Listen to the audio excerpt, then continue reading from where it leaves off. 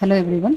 In the video, CME Final Direct Tax Law and International Taxation Paper 15. இதில் June 2025 எக்ஸாமுக்கு ரிலேட்டடான amendments என்னங்கிறத பார்க்க போகிறோம். இன்ஸ்டியூட்டில் இந்த அமெண்ட்மெண்ட்ஸ் ரிலேட்டடாக ஒரு சப்ளிமெண்ட்ரி இஷ்யூ பண்ணியிருக்காங்க. ஸோ அதை பேஸ் பண்ணி அதில் ரொம்ப முக்கியமான அமெண்ட்மெண்ட்ஸ் எதெல்லாம் இந்த எக்ஸாமுக்கு அப்ளிகபிள் அப்படின்னு பார்க்க போகிறோம். கம்மிங் ஜூனில் நீங்கள் எக்ஸாம் எழுத போகிறீங்க அப்படின்னா உங்கள் கையில் இருக்கிற ஸ்டடி மெட்டீரியல் ஓல்டு எடிஷனாக இருந்தால் அதில் தேவையான இடத்துல எங்கெங்கே அமெண்ட்மெண்ட்ஸ் அப்ளிகபிளோ அதெல்லாம் அப்ளை பண்ணிவிட்டு படிக்கணும். அப்படி இல்லைன்னா இன்ஸ்டியூட்டில் இப்போ latest edition that is study மெட்டீரியலில் லேட்டஸ்ட் எடிஷன் ஜனவரி ஆர் February 2025 இன்ஸ்டியூட் சைட்டில் இருக்குது. அதை ஃபாலோ பண்ணுங்கள். சப்போஸ் உங்களுக்கு படிக்கிறப்ப இந்த பேப்பருக்கு உங்களுக்கு ரெக்கார்டட் கிளாஸஸ் உங்களுக்கு தேவைன்னா ஸ்க்ரீனில் தெரிகிற இந்த நம்பருக்கு வாட்ஸ்அப் பண்ணி டீட்டெயில்ஸ் கேட்டுக்கலாம். நம்ம சேனலுக்கு இதான் ஃபஸ்ட் டைம் வந்திருக்கீங்க அப்படின்னா மறக்காமல் சப்ஸ்கிரைப் பண்ணிக்கோங்க அண்ட் நோட்டிஃபிகேஷனை எனேபிள் பண்ணி வச்சுக்கோங்க. டெலிகிராம் இன்ஸ்டாவில் ஜாயின் பண்ணலைன்னா லிங்க் டிஸ்கிரிப்ஷனில் இருக்குது, ஜாயின் பண்ணிக்கோங்க. இப்போ ஃபஸ்ட்டு ரேட் ஆஃப் இன்கம் டேக்ஸில் முக்கியமான அமெண்ட்மெண்ட் என்னென்னு பார்க்கலாம். டிஃபால்ட் டேக்ஸ் ரெஜிம் யார் யாருக்கு அப்ளிகபிளோ அதில் இந்த அமௌண்ட்டு தட் இஸ் போன அசஸ்மெண்ட் இயரோட இந்த அசஸ்மெண்ட் இயரில் அமௌண்ட்டில் டிஃப்ரென்ஸ் இருக்குது, அது முக்கியமாக மார்க் பண்ணிக்கோங்க. ஸோ ஜென்ரலாக டிஃபால்ட் டேக்ஸ் ரெஜிம்ங்கிறது இண்டிவிஜுவல் HUF ஏஓபியில் other than cooperative society and BOI AJPக்கு அப்ளிகபிள். இதில் ரேட் ஆஃப் டேக்ஸ் பார்க்குறப்ப அப் டு 3 lakhs வரைக்கும் நில். பட் அடுத்து வர்ற ஸ்லாப்லாம் பார்த்தோம்னா போன அசஸ்மெண்ட் இயர்லேருந்து இந்த அசஸ்மெண்ட் இயரில் சேஞ்சஸ் இருக்குது. 3 lakhsல இருந்து 7 lakhs வரைக்கும். ஸோ அப் டு 4 இந்த நடுவில் இருக்கிற 4 lakhsக்கு 5%. அடுத்தது 7 lakhsல இருந்து 10 lakhs வரைக்கும் இருக்கிறது அது வந்து 3 lakhsங்கிற ஸ்லாபில் வரும், அது 10%. 10 to 12 lakhs இது 2 lakhsக்குள்ளே அந்த அமௌண்ட்டில் 15%, அண்ட் 12 lakhs to 15 lakhs வரைக்கும் இருக்கிற 3 lakhsக்கு 20% டேக்ஸ் அப்ளிகபிள். அபோவ் 15 lakhsக்கு 30%. ஸோ இது ப்ரீவியஸ் அசஸ்மெண்ட் இயர் நீங்கள் படிச்சிருந்தீங்கன்னா இந்த அமௌண்ட்டு சேஞ்ச் ஆகிறத கேர்ஃபுல்லாக நோட் பண்ணிக்கோங்க. இது கான்ஸ்டண்ட்டாக 3 lakhsன்னு இன்க்ரீஸ் ஆகாது. ஃபஸ்ட்டு 3 to 7, அப்புறம் 7 to 10, அப்புறம் 10 to 12, அப்புறம் 12 to 15 lakhs. இப்போ 5, 10, 15, 20, பட் 20க்கு அப்புறம் 30%, எபோவ் 15 lakhs எல்லாம் 30%. மற்றபடி ரிபேட் அண்டர் செக்ஷன் 87A இதெல்லாம் பெரிய சேஞ்சஸ் இல்லை, எல்லாமே ப்ரீவியஸ் அசஸ்மெண்ட் இயரில் இருந்த அதே மாதிரியே தான் இருக்குது. ரெசிடென்ட் இண்டிவிஜுவலுக்கு தான் 87A அப்ளிகபிள். இதில் quantum of rebate default tax ரெஜிமில் associated total income 7 lakhs exceed ஆகாமல் இருந்ததுன்னா 10% ஆஃப் டேக்ஸ் லைபிலிட்டி அது 25,000 விச்எவர் இஸ் லோயர் ரிபேட்டாக கிளைம் பண்ணலாம். இதில் மார்ஜினல் ரிலீஃபும் அவைலபிள். அதாவது 7 lakhsை விட டோட்டல் இன்கம் கொஞ்சம் எக்ஸீட் ஆகி இருந்தால் மார்ஜினல் ரிலீஃப் கிடைக்கும். That is available up to total income 7,27,770. அடுத்தது சர்சார்ஜில் டோட்டல் இன்கம் 50 lakhs எக்ஸீட் ஆகலைன்னா நெட். இப்போ நம்ம பார்க்குறது எல்லாமே டிஃபால்ட் டேக்ஸ் ரெஜிம்க்கு. டோட்டல் இன்கம் 50 lakhs எக்ஸீட் ஆகி 1 crore இருந்ததுன்னா 10% of tax will be the surcharge. Total income exceeding 1 crore but not exceeding 2 crore na 15% surcharge rate. Total income exceeds 2 crores இருந்தால் 25% surcharge. But இதில் dividend and capital gainல 111A, 112 and 112A இதுக்கு எல்லாமே surcharge 15% exceed ஆகக்கூடாது. அதே மாதிரி AOP consisting of companies only, companies மட்டும்தான் மெம்பர்ஸாக இருக்கக்கூடிய ஒரு AOPயில் rate of surcharge shall not exceed 15%. This is as usual 4% of tax liability after surcharge. அடுத்தது ஓல்டு டேக்ஸ் ரெஜிம். இது ஆப்ஷனல் டேக்ஸ் ரெஜிம்னு சொல்லலாம், நார்மல் டேக்ஸ் ரெஜிம்னு சொல்லலாம். டிஃபால்ட் டேக்ஸ் ரெஜிமில் இருந்து ஆப்ஷன் ஆப்ட் அவுட் பண்ணியிருந்தாங்கன்னா ஓல்டு டேக்ஸ் ரெஜிம் அப்ளிகபிள். இதில் ஏஜ் லிமிட், அதாவது senior citizen, super senior citizen and other than that அவங்கள தவிர மற்றவங்களுக்குன்னு 3 கேட்டகரியாக இங்கே வரும். சூப்பர் சீனியர் சிட்டிசனுக்கு அப் டு 5 lakhs வரைக்கும் நில், 5 lakhs to 10 lakhs 20% டேக்ஸு, 10 lakhsக்கு மேலே 30%. இப்போ சூப்பர் சீனியர் சிட்டிசன்னா இண்டிவிஜுவல் ரெசிடென்ட் இன் இந்தியாவாக இருக்கணும், at least 8 years of age at any time during the relevant previous இயராக இருக்கணும். இப்போ resident person born before 2/4/1945. Senior சிட்டிசனாக இருந்தால் resident person born on or after 2/4/1945 but before 2/4/1965. இவங்க சீனியர் சிட்டிசன், இவங்களுக்கு 3 lakhs வரைக்கும் நில், 3 to 5 lakhs வரைக்கும் 5% tax, 5 lakhs to 10 lakhs வரைக்கும் 20%, 10 lakhs and above 30% tax rate. மேலே பார்த்த senior citizen super senior citizen தவிர மற்ற individuals HUF, AOP, BOY, AJP இவங்களுக்கு up to 2.5 lakhs income tax மேல், 2,50,000க்கு மேலே 5 lakhs வரைக்கும் 5%, 5 to 10 lakhs வரைக்கும் 20%, 10 lakhsக்கு மேலே 30%. இங்கேயும் ரிபேட் உண்டு. டோட்டல் இன்கம் 5 lakhs எக்ஸீட் ஆகாமல் இருந்ததுன்னா 100% ஆஃப் டேக்ஸ் லைபிலிட்டி இல்லை 12,500 விச்செவர் இஸ் லோயர் ரிபேட்டாக கிடைக்கும். இங்கே மார்ஜினல் ரிபேட்லாம் கிடைக்காது. டிஃபால்ட் டேக்ஸ் ரெஜிமில் மார்ஜினல் ரிலீஃப் ரிபேட்டில் பார்த்தோம்ல அந்த மாதிரி இதில் கிடைக்காது. அடுத்தது சர்சார்ஜ். சர்சார்ஜ் 50 lakhs வரைக்கும் இன்கம் இருந்தால் சர்சார்ஜ் வராது. 50 lakhsக்கு மேலே 1 crore வரைக்கும் 10%, 1 crore மேலே 2 crores வரைக்கும் சர்சார்ஜ் 15%, 2 crores மேலே 5 crores வரைக்கும் 25%, and above 5 crores total income exceed ஆகும்போது 37% ஆஃப் டேக்ஸை இங்கே சர்சார்ஜாக இருக்கும். சர்சார்ஜில் மார்ஜினல் ரிலீஃப் அஸ் யூஷுவல் எப்பவும் போல் உண்டு. இப்போ எங்கள் ஓல்டு டேக்ஸ் ரெஜிமில் இந்த 37% அப்படிங்கிற ஒரு ரேட்டு சர்சார்ஜ் ரேட்டு அடிஷனலாக இருக்கும். அதை கேர்ஃபுல்லாக நோட் பண்ணிக்கணும். மற்றபடி dividend and long term short term capital கெயினில் 111A, 112, 112A இதெல்லாமே 15% எக்ஸீட் ஆகக்கூடாது சர்சார்ஜ் ரேட்டுங்கிறது. சேம் அதே ப்ரொசீஜர் இங்கேயும் வரும். டிஃபால்ட் டேக்ஸ் ரெஜிமுக்கு பார்த்த மாதிரியே தான். இதே மாதிரி AOP consisting of only companies assets members அங்கேயுமே சர்சார்ஜ் ரேட்டு 15% எக்ஸீட் ஆகக்கூடாது. Higher that is health and education cess 4% of tax liability after surcharge. Firm எல்எல்பிக்கு rate 30%, surcharge 12% if total income exceeds 1 crore. 1 crore income exceed ஆகலைன்னா surcharge கிடையாது. Marginal relief available. Cess 4%. And company domestic கம்பெனியோடைய total turnover அல்லது gross receipts previous year 22-23 previous இயரில் 400 crores exceed ஆகாமல் இருந்ததுன்னா அங்கே rate 25%. மற்ற கேஸ் எல்லாத்துலேயுமே டொமஸ்டிக் கம்பெனிக்கு 30%, ஃபாரின் கம்பெனிக்கு 35% டேக்ஸ் ரேட்டு. சர்சார்ஜ் டொமஸ்டிக் கம்பெனிக்கு டோட்டல் இன்கம் 1 crore இருந்ததுன்னா சர்சார்ஜ் வராது. Total income exceeds 1 crore but not exceed 10 crore 7%. Total income exceed 10 crores இருந்தால் அண்ட் அங்கே சர்சார்ஜ் 12% வரும். 12% சர்சார்ஜ் வரும். ஃபாரின் கம்பெனிலையும் 1 crore இன்கம் இருந்ததுன்னா சர்சார்ஜ் கிடையாது.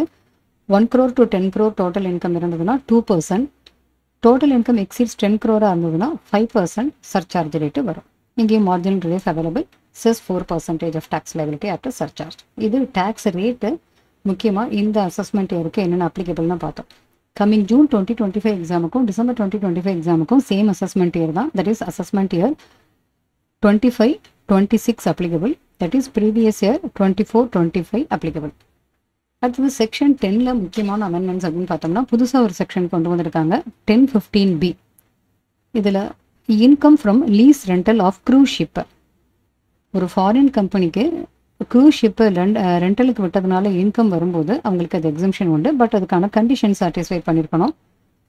அந்த இன்கம் ரிசீவ் பண்ணுறது ஒரு ஸ்பெசிஃபைட் கம்பெனி கிட்ட இருந்து ரிசீவ் பண்ணியிருக்கணும். அந்த ஸ்பெசிஃபைட் கம்பெனி ஆப்ரேட் ஷிப்ஸ் இன் இந்தியாவாக இருக்கணும். இன்கம் ரிசீவ் பண்ணுற ஃபாரின் கம்பெனியும் இன்கம் கொடுக்குற அந்த ஸ்பெசிஃபைட் கம்பெனி ரெண்டுமே ஒரே ஹோல்டிங் கம்பெனியுடைய சப்சிடிரிஸாக இருக்கணும். அண்ட் மூணாவது கண்டிஷன், அந்த income அக்ரூஸ் or arises or received in India for any relevant assessment year beginning on or before 1/4/2030 1/4/2030 அல்லது அதுக்கு முன்னாடி உள்ள எந்த ஒரு டேட்லேயும் அந்த இன்கம் அவங்களுக்கு அக்ரூவ் ஆயிருக்கலாம். அதுக்கான ரெலவெண்ட் அசஸ்மெண்ட் இயரில் அது டேக்ஸபிள் ஆகாது, எக்ஸம்ஷன் அவைலபிள் இருக்கும். இன்னும் 2 முக்கியமான அமெண்ட்மெண்ட் இருக்குது. 1034A இருக்கிற எக்ஸம்ஷன் கிடையாது வித் எஃபெக்ட் ஃப்ரம் 1/10/2024. அதாவது amount received by a shareholder buyback of ஷேர்ஸில் அமௌண்ட் ரிசீவ் பண்ணுறப்ப இது எக்ஸம்ஷன் அண்டர் செக்ஷன் 1034A இருந்தது, இனிமேல் கிடையாது 1/10/2024 இருந்து. அதே மாதிரி exemption under section 1050 e commerce ஆப்ரேட்டருக்கு அவைலபிளாக இருந்த எக்ஸம்ஷன் இனிமேல் கிடையாது 1/8/2024 இருந்து இது எஃபெக்டிவ். அடுத்தது ட்ரஸ்ட் ரிலேட்டடான சில முக்கியமான அமெண்ட்மெண்ட்ஸ். ட்ரஸ்ட்டுக்கு ரிஜிஸ்ட்ரேஷன் பண்ணுறதுக்கான அப்ளிகேஷன் குறிப்பிட்ட ஸ்பெசிஃபைட் டைம் லைனுக்குள்ளே பண்ணியிருக்கணும். ஒருவேளை அப்படி பண்ணாமல் அது டிலே ஆகிருந்தது அப்படின்னா அந்த டிலேயை ரீசனபிள் காசஸ் இருந்தது அப்படின்னா அதை அப்ரூவ் பண்ணலாம். அவங்க principal commissioner or commissioner may condone the delay, அந்த டிலே இருந்தாலும் பரவாயில்ல அப்படின்னு அவங்க அக்செப்ட் பண்ணிக்கலாம். In filing the application and treat such application as filed within time.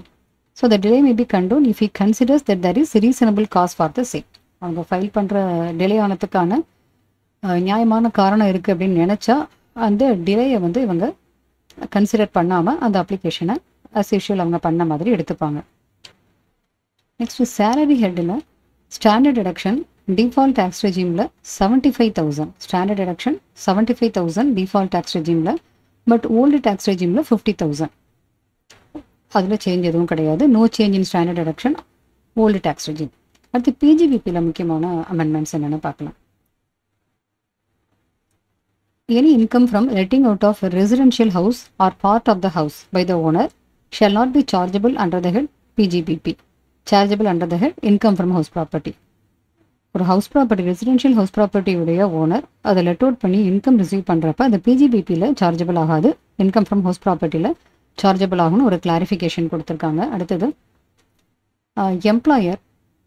எம்ப்ளாயிக்காக contribution provide பண்ணுறப்ப the amount of employer contribution allowed as deduction to the employer. எம்ப்ளாயருக்கு டிடக்ஷனாக அதை கிளைம் பண்ணுறதுக்கான amount section 36 10% of salary of எம்ப்ளாயின்னு இருந்ததை இப்போ increase பண்ணியிருக்காங்க to the extent of 14% of salary of the employee in the previous year. இது எம்ப்ளாயருடைய கான்ட்ரிபியூஷனாக எம்ப்ளாயர் டிடக்ஷன் கிளைம் பண்ணக்கூடிய அமௌண்ட்டு இங்கே 10%லேருந்து 14% வரைக்கும் இன்க்ரீஸ் பண்ணியிருக்காங்க. From the extent of 10% to the extent of 14% of salary of the employee. இது section 80CC-Dயில் டிடக்ஷனாக கிளைம் பண்ணக்கூடியது. 80CC-D2ல் அங்கே எம்ப்ளாயிக்கு டிடக்ஷனாக இந்த 14% வரைக்கும் 14% ஆஃப் சேலரி வரைக்கும் டிடக்ஷனாக கிளைம் பண்ண முடியும். Next maximum remuneration allowed as deduction.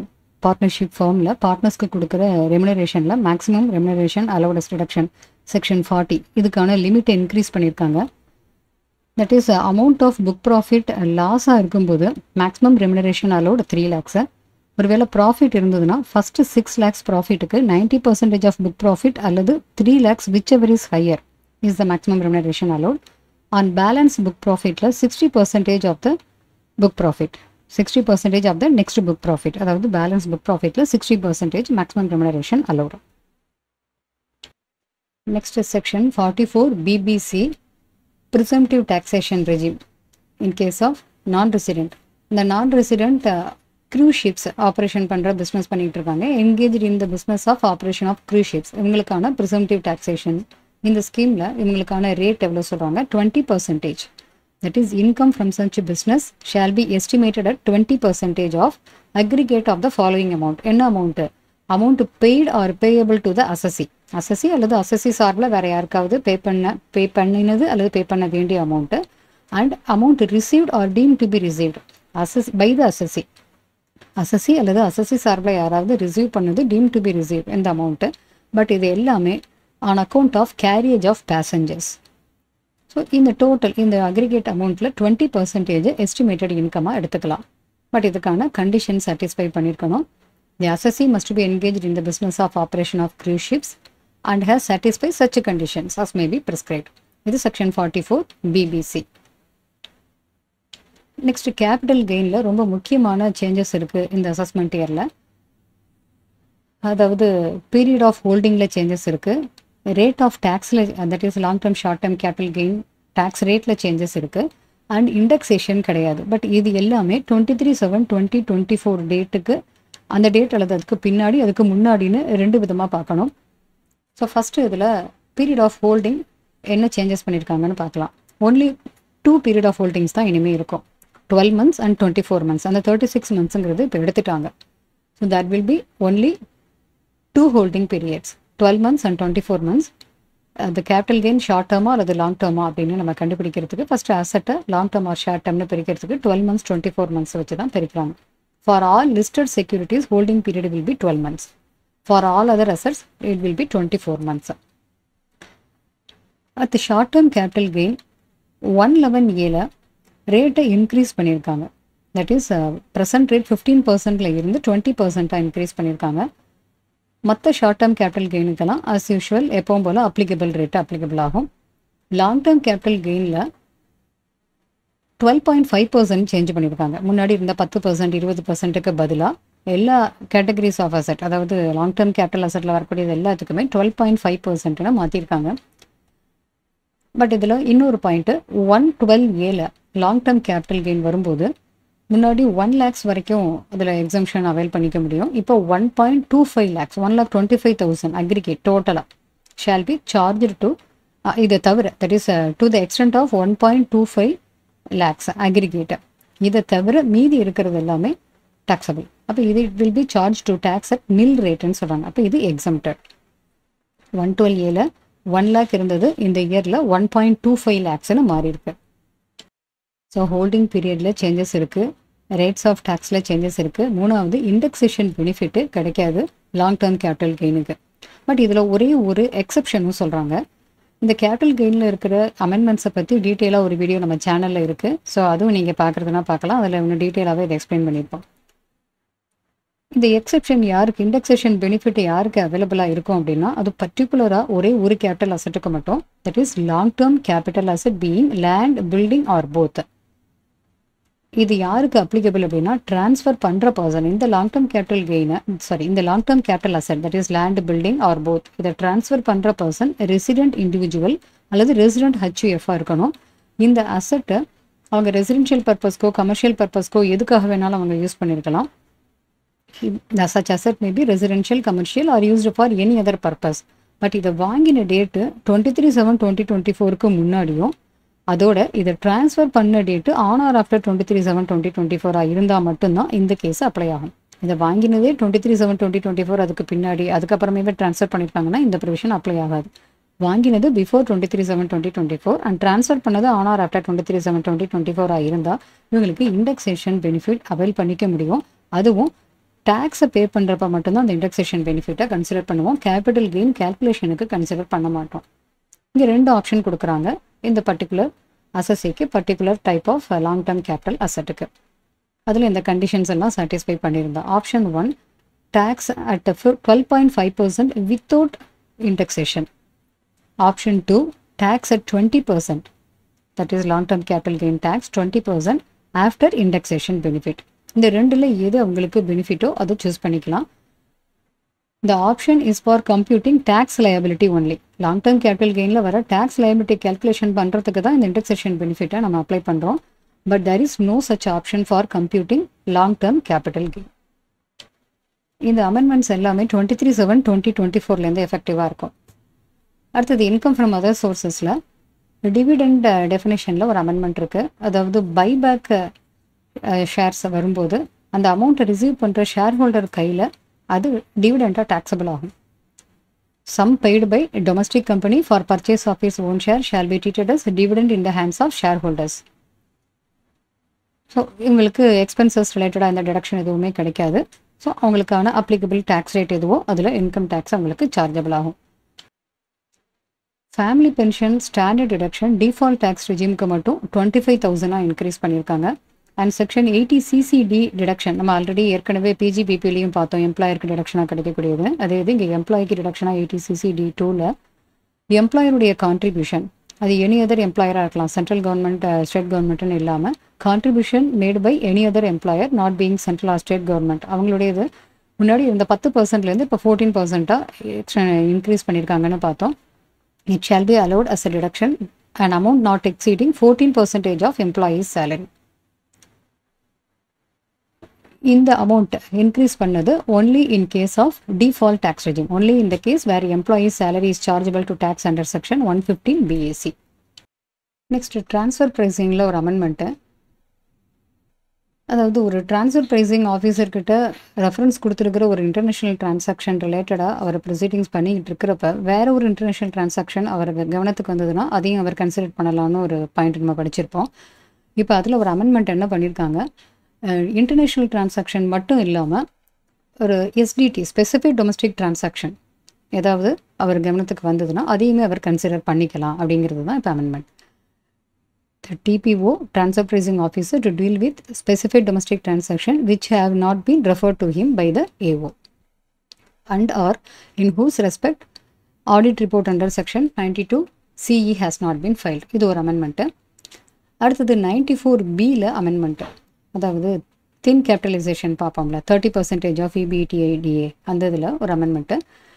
இது எதுக்கெல்லாம் இது அப்ளை ஆகாதுன்னு நம்ம ஏற்கனவே படிச்சிருப்போம். அதில் ஒரு பாயிண்ட் இப்போ அடிஷனலாக சேர்த்துருக்காங்க. The provisions of this section shall not apply to finance companies located in IFSC. அது சில கண்டிஷன் சாட்டிஸ்ஃபை பண்ணியிருந்ததுன்னா அதுக்கு அப்ளை ஆகாது அப்படிங்கிறது ஒரு அமெண்ட்மெண்ட்டாக கொண்டு வந்திருக்காங்க. அசஸ்மெண்ட்டில் ஒரு முக்கியமான அமெண்ட்மெண்ட்டு பிளாக் அசஸ்மெண்ட் அப்படின்னு ஒரு ப்ரொவிஷன் இன்ட்ரடியூஸ் பண்ணியிருக்காங்க. In cases of search under section 132 and requisition under section 132A. இதை பற்றி டீட்டெயிலாக இந்த சப்ளிமெண்ட்ரியில் கொடுத்துருக்காங்க. நம்ம முக்கியமான பாயிண்ட்டை மட்டும் இப்போ பார்ப்போம். ஆன் ஆர் ஆஃப்டர் 1/9/2024 இந்த டேட்டுக்கு அல்லது இந்த டேட்டுக்கு பின்னாடி ஒரு சர்ச் இனிஷியேட் பண்ணுறாங்க 132ல், அல்லது requisition books of accounts or other documents or any other assets, requisition under section 132A. இந்த கேசஸில் assessing officer shall proceed to assess or reassess the total income of the block period. ஒரு குறிப்பிட்ட block பீரியடுக்கான total இன்கம்மை assessing officer அசஸ்மெண்ட்டோ அல்லது ரீஅசஸ்மெண்ட்டோ பண்ணணும் அப்படிங்கிறது தான் இந்த பிளாக் பீரியடில், தட் இஸ் பிளாக் அசஸ்மெண்ட் அப்படிங்கிற ப்ரொவிஷனில் சொல்கிறாங்க. பிளாக் பீரியட்னா என்ன? பிளாக் பீரியட் அப்படிங்கும்போது எந்த ப்ரீவியஸ் இயரில் சர்ச் இனிஷியேட் பண்ணியிருக்காங்க அல்லது ரெக்யூசிஷன் பண்ணியிருக்காங்களோ அந்த ப்ரீவியஸ் இயருக்கு முந்தின 6 previous years relevant to 6 assessment years preceding the previous year in which the search was initiated or the requisition was made. இதோட எந்த இயரில் சர்ச் அல்லது ரெக்யூசிஷன் பண்ணியிருக்காங்களோ அந்த பீரியடில் 1 ஏப்ரலில் இருந்து till the date of execution of the last of authorization அது வரைக்கும் இருக்கிறதும் பிளாக் பீரியடில் சேரணும் அப்படின்னு சொல்கிறாங்க. இப்போ முன்னாடி ஒரு 6 previous year, that is previous year relevant to the 6 assessment years preceding the previous year in which the search was initiated or requisition was made. அந்த search அல்லது requisition பண்ண அந்த previous yearல first day of April start பண்ணி ending on the date of execution of the last of authorization. இது block period. So இந்த block periodக்கான total income இது குறிப்பிட்ட ஒரு ஸ்பெசிஃபைட் ரேட்டில் டேக்ஸ் பண்ணணும், டேக்ஸ் ரேட் அப்ளிகபிள் ஆகும். Income of the block period அப்படின்னு அதை டேக்ஸ் பண்ணுவாங்க, irrespective of the previous year or years. எந்தெந்த இயருக்கு அந்த இன்கம் ரிலேட்டட் அப்படின்னு இல்லாமல் மொத்தமாக இந்த பிளாக் பீரியடுக்குள்ள மொத்த இன்கமுக்கும் ஒரே ஃப்ளாட்டாக ஒரு ரேட்டு அப்ளை பண்ணுவாங்க.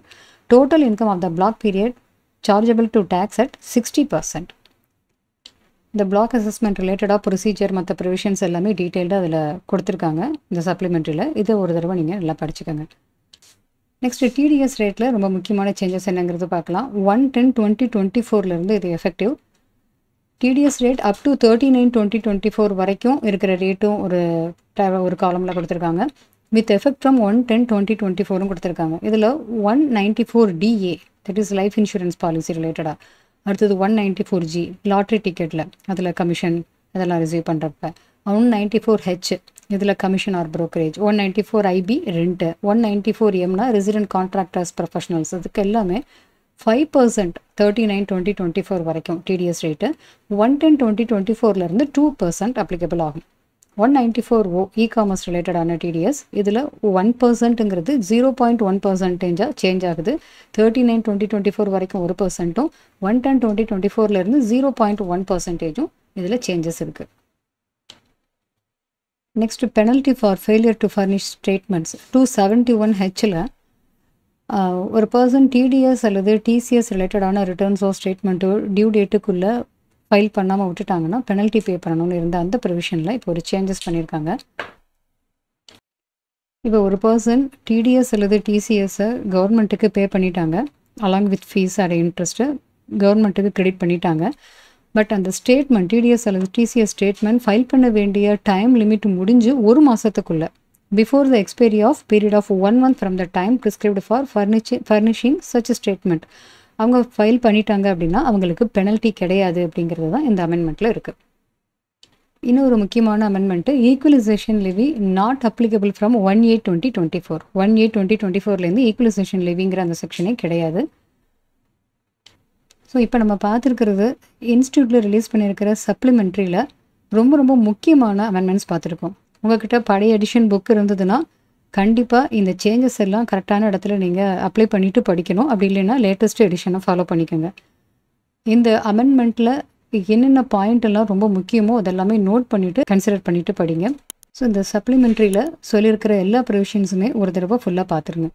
இந்த வீடியோ உங்களுக்கு ரொம்பவே யூஸ்ஃபுல்லாக இருந்திருக்கும். மறக்காமல் இதை உங்களுடைய ஃப்ரெண்ட்ஸுக்கும் ஷேர் பண்ணுங்கள். நம்ம அடுத்த ஒரு டாப்பிக்கில் மீட் பண்ணலாம்.